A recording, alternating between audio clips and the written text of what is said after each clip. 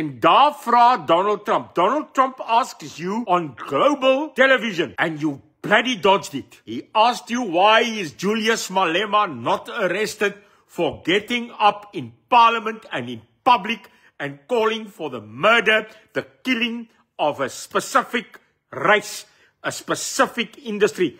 And you couldn't answer. Do you know what you did? You gave it to John Steenhuisen. Jou slapgat nar. You couldn't answer that directly because can I tell you why? You've done nothing to arrest that man. You allowed the courts in this country under your presidency to allow that song. It takes a 10-minute clip video after video of song after song of embarrassment, and then you say that Julius Malema is a small little movement. 'n klein beweging sê jy. And then Donald Trump says, well, it doesn't look like that to me.